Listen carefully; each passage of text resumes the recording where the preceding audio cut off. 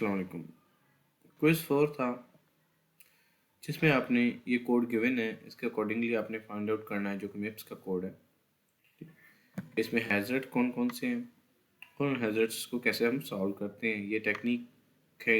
इन तीनों टेक्निक को यूज़ करते हुए आपने उन हैज़र्ड्स को ख़त्म करना है और रिक्वायरमेंट ये है कि नंबर ऑफ़ साइकिल्स मिनिमम होनी चाहिए।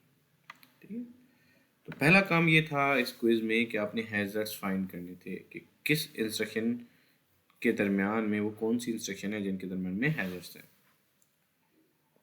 तो पहला जो हैज़र्ड है, देखें, ये लोड की इंस्ट्रक्शन नंबर 2 और instruction number 1। Instruction number 1 R1 की वैल्यू अपडेट कर रही है, इंस्ट्रक्शन नंबर 2 को R1 की वैल्यू चाहिए अपडेटेड। तो इट मीन्स कि इन दोनों के दरमियान में हैज़र्ड है।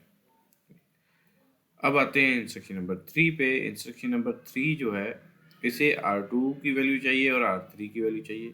तो ऊपर देखें इंस्ट्रक्शन कौन सा R2 को अपडेट करी है और R3 को अपडेट करी है। ये इंस्ट्रक्शन नंबर 2 R2 को अपडेट करी है, मीन्स के इन दोनों के दरमियान में भी हैज़र्ड है। इंडिविजुअली बताना था कि किन किन इंस्ट्रक्शन के दरमियान में हैज़र्ड्स हैं, वो हैज़र्ड्स फाइंड करने थे। देन आते हैं इंस्ट्रक्शन नंबर 4 पे। इंस्ट्रक्शन नंबर 4 को वैल्यू चाहिए रजिस्टर 4 की। तो ऊपर कोई भी इंस्ट्रक्शन, ये जो इंस्ट्रक्शन नंबर 4 को वैल्यू चाहिए R4 की और R3 की, ऊपर कोई ऐसी इंस्ट्रक्शन नहीं है जो इनकी वैल्यूज को अपडेट करे। तो मतलब ये इसका ऊपर वाले किसी इंस्ट्रक्शन के साथ कोई हैज़र्ड नहीं है जो R4 से अबव है, जैसे instruction number 3, 2 and 1। Now instruction number 5 पे आते हैं। इंस्ट्रक्शन नंबर 5 में ये हो रहा है कि इस एड्रेस पे जो वैल्यू पड़ी हुई है उससे हम यूज़ कर रहे हैं उस एड्रेस को, और R5 की वैल्यू वहाँ पे रखवा रहे हैं। स्टोर क्या करता है कि इस एड्रेस पे वैल्यू रखवाता है। ठीक है, तो मतलब इसे R5 की अपडेटेड वैल्यू चाहिए, तो ऊपर जो है ये इंस्ट्रक्शन नंबर 4 R5 को अपडेट कर रही है, तो यकीनन इन दोनों के दरमियान में भी हैज़र्ड होगा। ठीक है, 4 और 5 के दरमियान में भी हैज़र्ड है। ठीक, अब आते हैं इंस्ट्रक्शन नंबर 6 पे। इसमें हो रहा है कि 5 की वैल्यू अपडेट हो रही है, इसे 5 की वैल्यू चाहिए और 9 की वैल्यू चाहिए, और जो ऐड, उन दोनों पे ऐड का ऑपरेशन परफॉर्म होगा और वैल्यू R10 में जाके स्टोर हो जाएगी। तो ऊपर R10 को तो कोई इंस्ट्रक्शन अफेक्ट नहीं करी, मगर R5 को अफेक्ट कर रही है, जो कि कौन सी है, ये 4 है। तो इन दोनों का आपस में हैज़र्ड होगा। ठीक, देन आते हैं इस लोड की इंस्ट्रक्शन पे। Instruction number 7। इंस्ट्रक्शन नंबर 7 ऊपर किस इंस्ट्रक्शन को डिपेंड कर रही है? इंस्ट्रक्शन नंबर 4 इस पे डिपेंड कर रही है, 6 पे, क्योंकि इसे R10 की वैल्यू चाहिए एड्रेस कैलकुलेट करने के लिए। तो जो हैज़र्ड्स हैं, ठीक, एक तो instruction number 1 and instruction number 2 के दरमियान में हैज़र्ड है। ठीक, देन इंस्ट्रक्शन 2 एंड इंस्ट्रक्शन 3 के दरमियान में हैज़र्ड है। उसके बाद इंस्ट्रक्शन 4 एंड इंस्ट्रक्शन 5 के दरमियान में हैज़र्ड है। 4 एंड 6 के दरमियान में भी हैज़र्ड है। And last instruction 6 and instruction 7 के दरमियान में हैज़र्ड है। तो ये इंडिविजुअली बताने थे कि हैज़र्ड किस इंस्ट्रक्शन के दरमियान में हैज़र्ड है, तो आपने वो हैज़र्ड्स आइडेंटिफाई करने थे, बताने थे। तो ये हमने आइडेंटिफाई कर लिया। अब हम देखते हैं कि इनको कैसे ख़त्म कर सकते हैं। ठीक है, रिक्वायरमेंट नंबर ऑफ मिनिमम जब हो लिखा हुआ हो सवाल में कि नंबर ऑफ मिनिमम फाइंड करनी है, तो आपने इस स्टॉल को अवॉइड करने की कोशिश करनी है। जब भी मिनिमम साइकिल्स रिक्वायर्ड हो, ट्राई टू अवॉइड स्टॉल जितना पॉसिबल हो। अगर हाँ किसी सिनेरियो में पॉसिबल है ही नहीं, तो उस केस में उसे रहने दें। 1 और 2 के दरम्यान में जो हैज़र्ड है, ये जो हैज़र्ड है ये बेसिकली है एग्जीक्यूशन टू एग्जीक्यूशन फॉरवर्डिंग। अगर मैं कर दूं तो ये हैज़र्ड रिजॉल्व हो जाएगा। कैसे? देखें, ये इंस्ट्रक्शन जब फैच होगी, देन ये चली जाएगी डिकोडिंग वाले स्टेज में, देन ये इंस्ट्रक्शन चली जाएगी एग्जीक्यूशन वाले स्टेज में, उसके बाद मेमोरी वाला स्टेज है, देन राइट बैक है। तो जब ये इंस्ट्रक्शन रिकॉर्डिंग तो उस वक्त ये फैच हो रही होगी।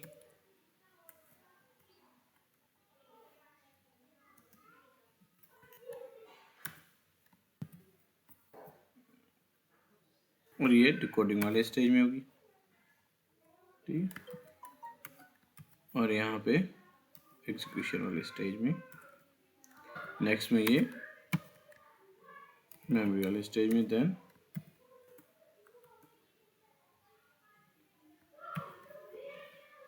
राइट बैक, ठीक। अब इस हैजर्ड को हमने ख़त्म करना है, तो देखें इस लोड की इंस्ट्रक्शन को R1 की जो वैल्यू चाहिए वो एड्रेस कैलकुलेट करने के लिए चाहिए। इसको R1 की जो वैल्यू चाहिए वो एड्रेस कैलकुलेट करने के लिए चाहिए। तो मतलब ज़रूरत कहाँ पे, इस एग्जीक्यूशन वाले स्टेज में ज़रूरत है, स्टार्ट में, एग्जीक्यूशन वाले स्टेज के स्टार्ट में। जब ये इंस्ट्रक्शन एग्जीक्यूशन वाले स्टेज में आ जाएगी उस वक्त वैल्यू चाहिए। तो हमें पता है कि R1 ने यहाँ पे वैल्यू कैलकुलेट कर ली होगी, तो ये फॉरवर्डिंग जो है बेसिकली पॉसिबल है। इन दोनों के दरम्यान में जो फॉरवर्डिंग है वो पॉसिबल है, एग्जीक्यूशन टू एग्जीक्यूशन, ठीक। नेक्स्ट आते हैं हम 2 और 3 वाले हैजर्ड पे, ठीक है। 2 और 3 वाला जो हैजर्ड है, इस केस में ये जो रिजॉल्व होगा ये मेमोरी टू एग्जीक्यूशन है, फॉरवर्डिंग करने से रिजॉल्व होगा, क्योंकि लोड की इंस्ट्रक्शन ने हमें वैल्यू कहाँ पे देनी है, वो इस स्टेज में प्रोवाइड करनी है। लोड की इंस्ट्रक्शन ने जो वैल्यू प्रोवाइड करनी है, लोड क्या करती है, मेमोरी से डेटा रीड करती है, तो मेमोरी से डेटा हमें यहाँ पे मिलेगा, इस स्टेज के एंड पे, मेमोरी वाले स्टेज के एंड पे। मगर सबट्रैक्ट को जो वैल्यू चाहिए होगी वो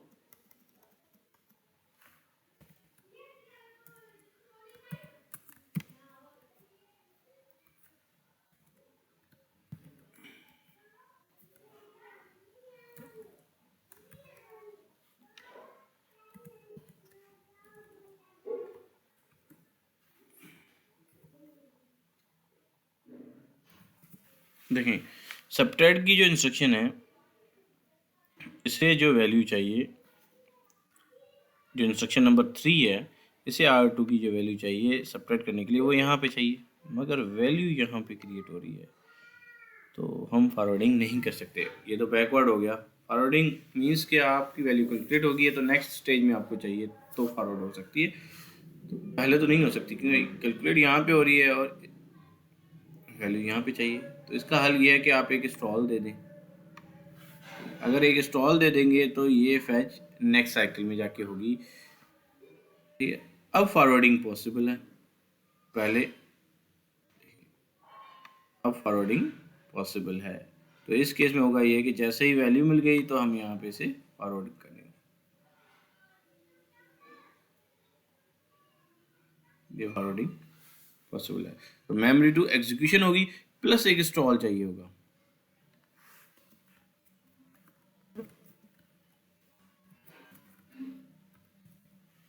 प्लस एक स्टॉल चाहिए होगा।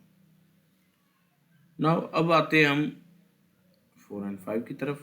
4 और 5 में भी जो फॉरवर्डिंग होगी वो होगी एग्जीक्यूशन टू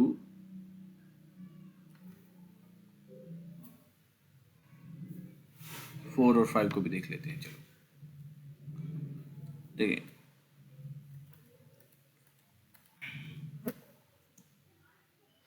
ये इंस्ट्रक्शन यहाँ पे फैच होगी,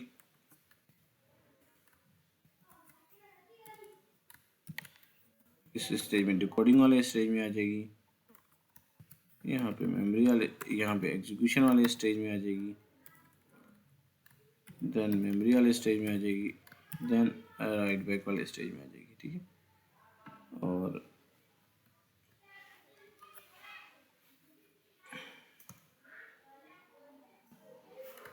fetch decoding execution memory and right back. देखें नेक्स्ट साइकिल में जैसे ही ये फैच हुई उसके बाद नेक्स्ट साइकिल में इंस्ट्रक्शन नंबर 4 फैच हो जाएगी। ये फैच हुई तो ये कुछ इस तरह होगी, उसके बाद डिकोडिंग वाले स्टेज में जाएगी, एग्जीक्यूशन वाले और मेमोरी वाले। इसको जो वैल्यू चाहिए ये तो किसके साथ डिपेंडेंट नहीं है, मगर इसने जो वैल्यू R5 की कैलकुलेट करनी है, जो स्टोर होनी है R4 और R3 को सेपरेट करके, वो यहाँ पे हमें वैल्यू मिल जाएगी इस जगह पे। तो एग्जीक्यूशन वाला स्टेज कंप्लीट हो गया, मींस इसने आउटपुट कैलकुलेट कर लिए।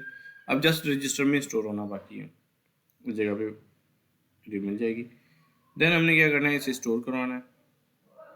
स्टोर बेसिकली यहाँ पे होगा, ठीक है। तो ये फॉरवर्डिंग पॉसिबल है क्योंकि ये फॉरवर्ड है, वहाँ यहाँ पे बैकवर्ड हो रही थी आगे। तो इसे होगा ये कि इस मेमोरी वाले स्टेज से यहाँ पे आ जाएगा। तो ये एक्चुअल में यहाँ पे जो फॉरवर्डिंग हो रही होगी वो मेमोरी टू मेमोरी फॉरवर्डिंग हो रही होगी, ठीक है। देन आते हैं 6 में, ठीक है। इस केस में मेमोरी टू एग्जीक्यूशन हो रहा होगा। यही वैल्यू R5 की इसे भी चाहिए, तो उस वक्त ये इंस्ट्रक्शन कहाँ पे होगी, एग्जीक्यूशन वाले स्टेज में होगी।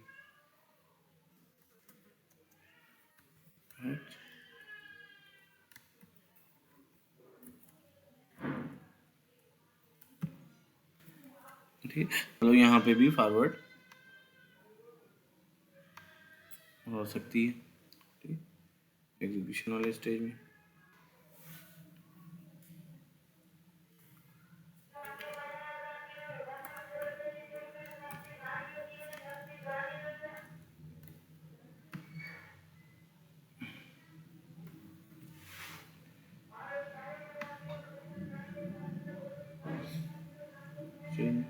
तो ये भी शुरू रिजॉल्व हो गया। देन आते हैं 6 एंड 7 पे। 6 और 7 वाला वही सिनेरियो है जो 1 और 2 के केस में था। देखें यहाँ पे 1 के केस में क्या हो रहा था, R1 की वैल्यू अपडेट हो रही थी, और R2 के केस में लोड की इंस्ट्रक्शन थी और हमें एड्रेस कैलकुलेट करने के लिए R1 की वैल्यू चाहिए। 6 और 7 में भी वही है। 6 की इंस्ट्रक्शन नंबर 6 क्या कर रही है, R10 को अपडेट कर रही है, और इंस्ट्रक्शन नंबर जो 7 है उसे R10 की वैल्यू चाहिए एड्रेस कैलकुलेट करने के लिए, जो कि लोड की इंस्ट्रक्शन है। तो यहाँ पे जो फॉरवर्डिंग होगी वो जस्ट आपके एग्जीक्यूशन टू एग्जीक्यूशन होगी, ठीक। तो जस्ट एक स्टॉल एक्स्ट्रा लग रहा है। अब इस स्टॉल को हमने ख़त्म करना है क्योंकि हमारी रिक्वायरमेंट ये थी कि we require minimum number of cycles. तो हमने इस स्टॉल को ख़त्म करना है। फॉरवर्डिंग के थ्रू बाकी सारे मसले रिजॉल्व हो रहे हैं, हमने जस्ट क्या करना है, इस स्टॉल को ख़त्म करना है। इस स्टॉल को ख़त्म करने के लिए हमें कोड रीऑर्डर करना पड़ेगा। ये जो स्टॉल है ये कब दे रहे हैं, ये स्टॉल हम दे रहे हैं जब 1 और 3 नहीं, बेसिकली 2 और 3 के दरमियान में जो हैजर्ड आ रहा है उस केस में हम फॉरवर्डिंग भी कर रहे हैं, साथ साथ स्टॉल दे रहे हैं। अगर इस स्टॉल की जगह कोई इंडिपेंडेंट इंस्ट्रक्शन आ जाए, नीचे में से कोई इनमें से इंडिपेंडेंट इंस्ट्रक्शन आ जाए, तो हम देख सकते हैं कि अगर इस R4 को मैं ऊपर ले भी जाऊं तो फिर भी कोई फ़र्क नहीं पड़ेगा। R4 को अगर मैं ऊपर लेके भी चला जाता हूँ, ये जो, तो हमने करना है कोड रीऑर्डर। कोड रीऑर्डर में I1 एज इट इज़ वहीं पे रहेगी, I2 और I3 के दरमियान में एक स्टॉल है, ठीक, और I4, I5, I6 and I7। अब हमने एक इंडिपेंडेंट इंस्ट्रक्शन जस्ट इंस्टॉल इन इंस्ट्रक्शन में से फाइंड करनी है, उसको इस इंस्टॉल की जगह प्लेस करना है, ठीक। तो देखें क्या मैं R1 को R2 और R3 के दरमियान में प्लेस कर सकता हूँ, नहीं, क्योंकि R1 और R2 डिपेंडेंट है, ठीक है। R2 R1 पे डिपेंड करिए। सिमिलरली 3 को भी छेड़ नहीं सकता है। ये जो तीनों इंस्ट्रक्शन है अपनी जगह पे रही। जो इंस्ट्रक्शन नंबर 4 है, इंस्ट्रक्शन नंबर 4 जो है, अगर मैं 2 और 3 के दरमियान में लेके लिख भी दूँ फिर भी कोई फ़र्क नहीं पड़ेगा। तो ये जो इंस्ट्रक्शन नंबर 4 है, इसे अगर मैं यहाँ से हटाता हूँ और इसे यहाँ पे लिख देता हूँ, तो इस तरह अगर मैं कोड रीऑर्डर करूँगा तो ये स्टॉल भी ख़त्म हो जाएगा। तो उस केस में जो नंबर ऑफ़ साइकिल्स होंगे मिनिमम होंगे। अब इन actual minimum number of cycles हो सकते हैं, जो मिनिमम रिक्वायरमेंट थी वो ये थी, हमें बताया कि पहली इंस्ट्रक्शन का 5 और ऑनवर्ड जितनी भी इंस्ट्रक्शन रह गई हैं 6 रह गई हैं तो उसका हम एक साइकिल एक्स्ट्रा लेती है। देखें पहली इंस्ट्रक्शन है 5 साइकिल लिए, देन ऑनवर्ड जितनी भी साइकिल्स हैं वो एक साइकिल एक्स्ट्रा लेंगी, इंस्ट्रक्शन जितनी भी हैं एक साइकिल एक्स्ट्रा ली। इस केस में हमने इंस्टॉल दिया था तो +1, तो टोटल साइकिल्स कितने बन रहे थे 12। अब हमने इस स्टॉल को क्या करना है, ख़त्म करना था। ठीक है, इस स्टॉल को ख़त्म करना था।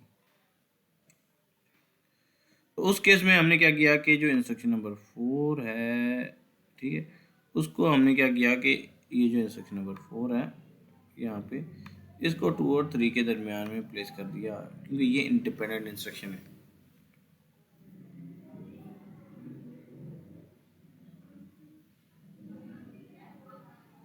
इंस्ट्रक्शन नंबर 4 को हमने कहाँ पे प्लेस कर दिया, 2 एंड 3 के दरमियान में।